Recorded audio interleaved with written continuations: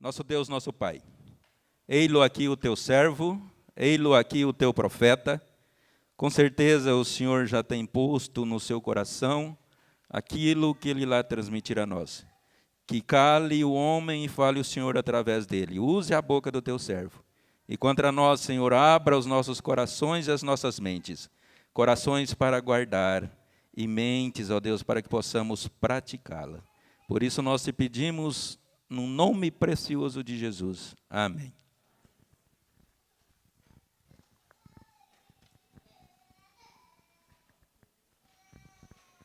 Graça e paz, amada igreja. Quão grande é Deus, né? Quão grande é o Senhor. Que maravilhas Ele tem feito na nossa vida. E Ele está aqui conosco. Ele está aqui passeando, tocando em cada um dos nossos corações. E veio falar conosco nessa noite. É esse diálogo que a gente tem. Ele vem e fala no nosso coração através da sua palavra, através do louvor. E a gente responde com a nossa oração, com o nosso coração, com o nosso entendimento. Olha que maravilhoso, né? Nesta noite nós estamos dialogando com o nosso Deus. Que maravilha. Vamos abrir a palavra do Senhor, lá no Evangelho de Marcos, no capítulo 4, e versículo que nós vamos ler é de 1 a 9. Essa é uma passagem bastante conhecida. Então, mesmo assentado, com toda a reverência,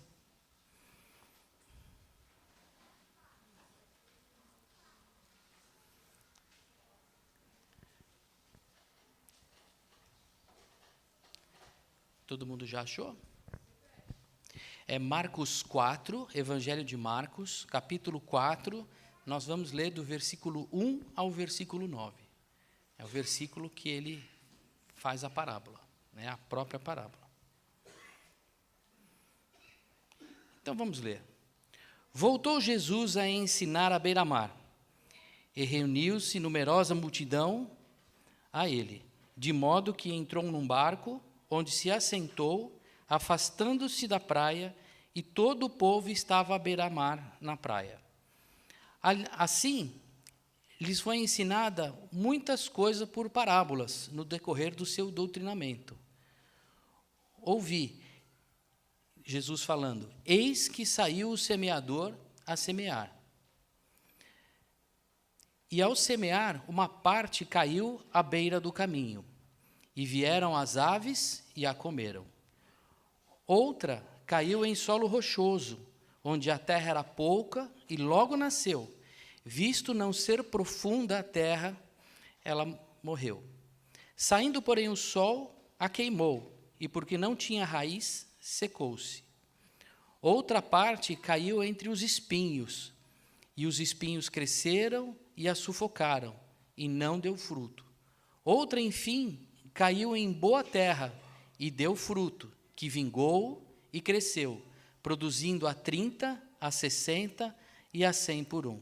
E acrescentou: quem tem ouvidos para ouvir, ouça. Vamos orar.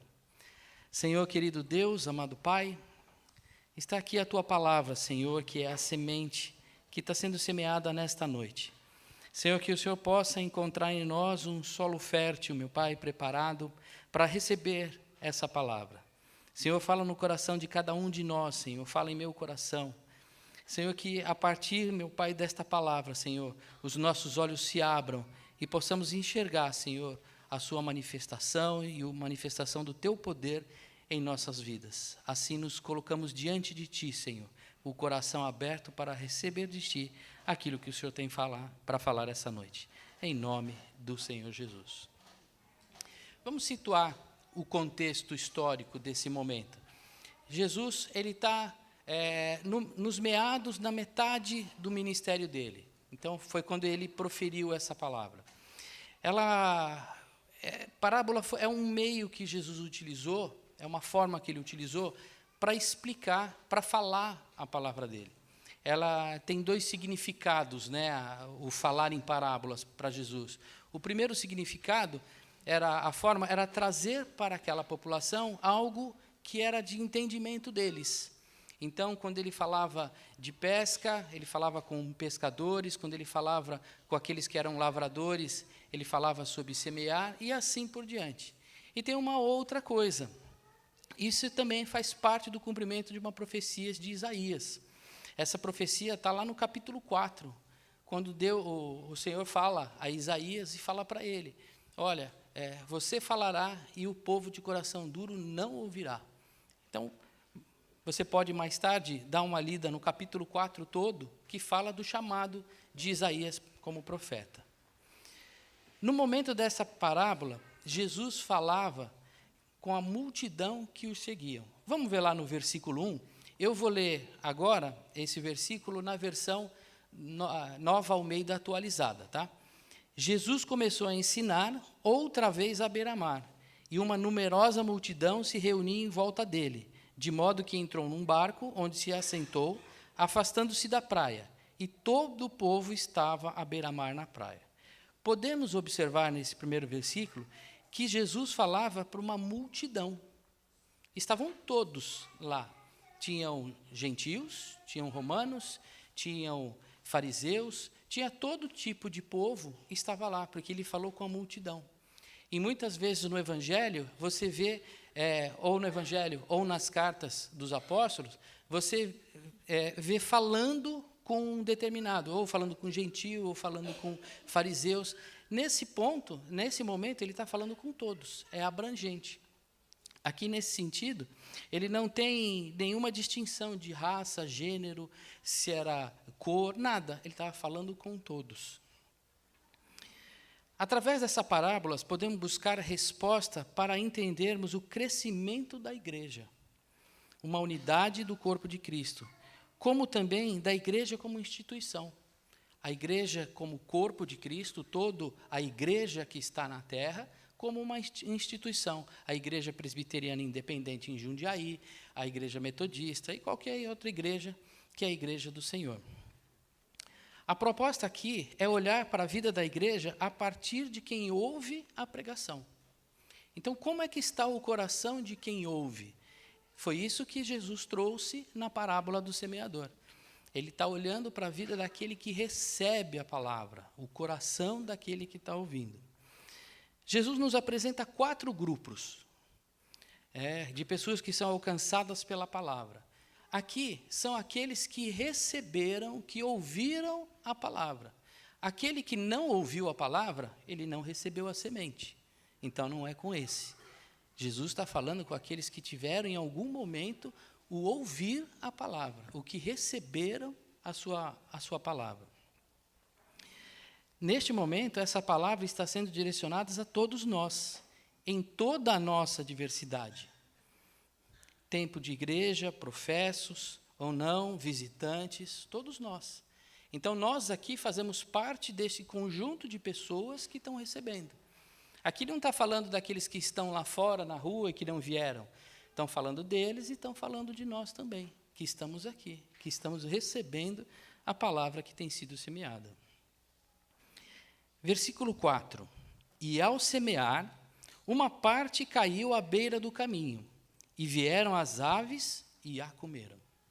O primeiro grupo de pessoas que o Senhor traz, apresentando nessa parábola, é daquelas que têm profundo desinteresse pela palavra que está sendo semeada. São aquelas pessoas que ouvem, mas não dão ouvido. Que, na verdade, não ouvem, elas estão de corpo presente.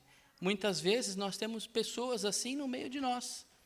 E é natural que exista esse grupo de pessoas no meio de nós. Está aqui, mostrado nesse primeiro grupo de pessoas. São aqueles que vêm, ouvem a palavra, o pregador fala, mas a cabeça dela está longe, está distante, está pensando, está vendo o Facebook, está mexendo no WhatsApp, está pensando no trabalho de segunda-feira, não está disposto a receber aquilo que o Senhor está falando. Esse é o primeiro grupo de pessoas. Outro grupo de pessoas está lá no versículo 5. Outra parte caiu em solo rochoso, onde a terra era pouca e logo nasceu, e visto não ser profunda a terra, saindo, porém, o sol, a queimou, e porque não tinha raiz, secou-se. Esse é o segundo grupo de pessoas. Vocês podem notar que quando Jesus está falando na parábola, ele está falando que ele veio a semear, jogando a semente. E quando ele vem semear, ele está semeando no campo fértil, no caminho, são as sementes que caem no caminho, são as sementes que caem no meio dos espinheiros, então ele lança semente para todos. E esse segundo grupo são aqueles que recebem essa semente. É aquela que recebe a palavra de Deus como se fosse um presente, se enchem de alegria. Essa palavra que eu gostaria de ouvir, olha que lindo, que maravilha, eu precisava ter ouvido isso. Há quanto tempo eu não ouço essa palavra? Essa é a palavra da salvação. O coração, ela recebe, ela enche de alegria, mas elas são superficiais, elas não se aprofundam. Ela deixa aquela palavra que tocou o coração, que impactou a vida dela. Ela fala o seguinte: não, eu não preciso me aprofundar. Eu não preciso de EBD. Para que escola bíblica? Para que ler a Bíblia? Para que devocional? Para que orar? Não, caminhar do jeito que está bom. Elas não se aprofundam, não buscam o encontro verdadeiro com Deus. Caminham na igreja, caminham conosco, mas elas não enchem o coração dela da presença de Deus. Em razão dessa superficialidade, são facilmente influenciáveis, se escandalizam facilmente e não suportam os desafios da caminhada, que são muitos. O caminho com o Senhor é a porta estreita, e cheio de desafios. E elas que são superficiais, que não se aprofundam, que não buscam a plenitude do Espírito, elas encontram problemas nessa caminhada, desafios, e não superam. Elas desistem, podem até cumprir esses requisitos eclesiais que a gente tem. Elas se batizam, elas mostram o coração, fazem parte da liderança, fazem parte de um grupo, mas o coração dela não está totalmente entregue. Ela é superficial e rasa. Outro grupo de pessoas, versículo 7. Outra parte caiu entre os espinhos, e os espinhos cresceram e a sufocaram, e ela não deu fruto. Esse terceiro grupo de pessoas que o Senhor nos aponta na parábola, são aquelas que não abrem espaço no coração para a ação do Espírito Santo. Pelo contrário, elas dão espaço para as coisas desse mundo. Elas se encantam pelas coisas desse século. Elas não se envolvem com a igreja, não se envolvem com as coisas de Deus. Elas são carnais. Elas vivem entre viver a santidade com Deus e viver o que o mundo oferece. O brilho do mundo é muito grande para elas. Elas caminham, mas elas estão sempre divididas. Eu sirvo a Deus ou eu sirvo as minhas vaidades, os meus interesses? Eu passo a estar em primeiro lugar na minha vida, ao invés de colocar o Senhor como primeiro lugar na vida dela. Esse é o terceiro grupo. Elas não conseguem se entregar definitivamente ao Senhor. Esses grupos não receberam a marca do novo nascimento. A palavra semeada em seu coração não gerou uma nova vida, não houve mudança, transformação. Abra a sua Bíblia, lá em João 3, nós vamos ver do versículo 1 ao versículo 6.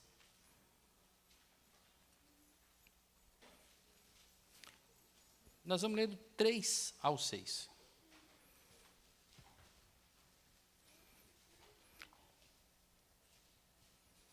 Jesus estava falando com Nicodemos. Jesus fala para Nicodemos, respondeu Jesus: em verdade lhe digo, se alguém não nascer de novo, não pode ver o reino de Deus. Nicodemos perguntou: como pode um homem nascer sendo velho? Será que pode voltar ao ventre materno e nascer uma segunda vez? Jesus respondeu: em verdade lhe digo, quem não nascer da água e do Espírito não pode entrar no reino de Deus. O que é nascido da carne é carne, o que é nascido do Espírito é Espírito. Quando a semente brota, a semente vem do fruto, o fruto morre, a semente cai no chão e ela nasce de novo. E esse nascer de novo é a nossa transformação. Nós precisamos ter o coração fértil, preparado para deixar florescer essa semente dentro de nós. Podemos afirmar que destes 3 primeiros grupos não receberam o batismo e o selo do Espírito Santo, pois apesar de receberem a boa semente, não foi encontrado no coração delas um solo fértil para que o Espírito Santo pudesse dar o crescimento na semente. A palavra que nós estamos dando aqui agora é a semente, mas não é a própria palavra que vai brotar na vida da gente, mas é o Espírito Santo que faz essa palavra, essa semente brotar dentro do nosso coração. É Ele que age na nossa vida. Quando verdadeiramente nascemos de novo, o Espírito Santo vem sobre a nossa vida e transforma a nossa vida. A gente passa a ter uma vida diferente e a gente não caminha mais sozinho. A partir daí, nós caminhamos com o Espírito Santo. Outra, enfim, versículo 8, caiu em boa terra e deu fruto. A semente brotou, cresceu, produziu a 30, a 60 e a 100 por 1. Esse quarto grupo, essas pessoas são aquelas que receberam a palavra de salvação, elas receberam a semente, aceitaram morrer para o mundo, para abandonar a sua vida de pecado, e nasceram de novo através do batismo com o Espírito Santo, da transformação de vida. Agora o Espírito Santo está dentro dela, habitando. E passaram a dar fruto para o corpo de Cristo. Olha que interessante. Quando o Espírito Santo vem sobre a nossa vida e a gente tem uma transformação, a gente passa a dar fruto. Não é fazer obras. Obras são da carne, mas a gente começa a dar fruto. O cristão que nasceu de novo, que recebeu o Espírito Santo, ele tem que dar fruto. Ele tem que dar a 30, a 60 ou a 100, mas ele tem que dar fruto. Em nenhum momento a parábola diz que a árvore cresceu sem dar fruto. Não, a árvore tem que dar fruto. O crente começa a sua jornada de serviço e aperfeiçoamento com o batismo do Espírito Santo. É o nosso primeiro passo, é o nosso primeiro caminhar. Este primeiro dom, que é o dom do batismo, é a dádiva que o Senhor vem e derrama, a graça que Ele vem e derrama sobre a nossa vida, é para a salvação. É o primeiro dom que Ele nos dá.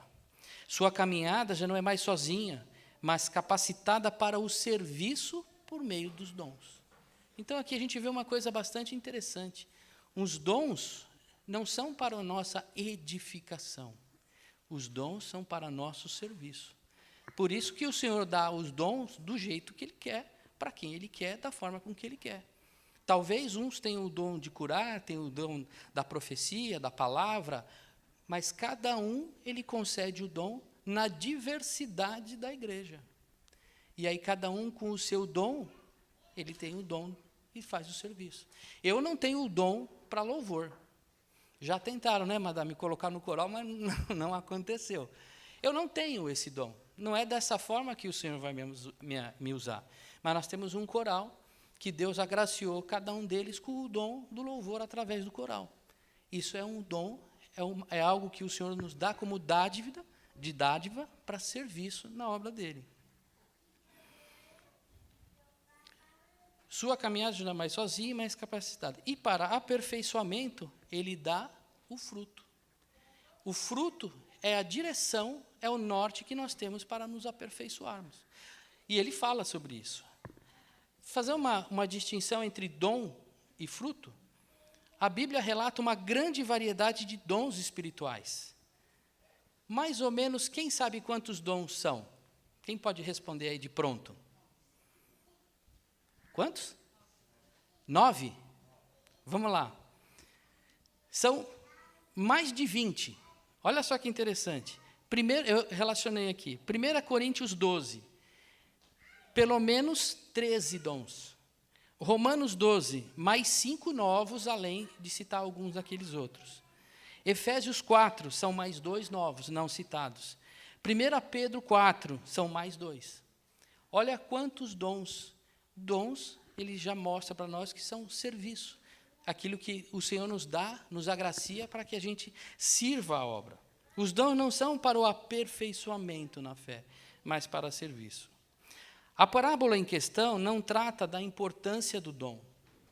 Você não vê o Senhor falando, questionando a respeito de dons, porque a questão de dons não é fundamental, mas trata da necessidade do solo ser fértil para que a semente nasça. Eu posso ter um dom, mas se eu não der fruto, se eu não nascer de novo, é semente plantada em solo que não é fértil.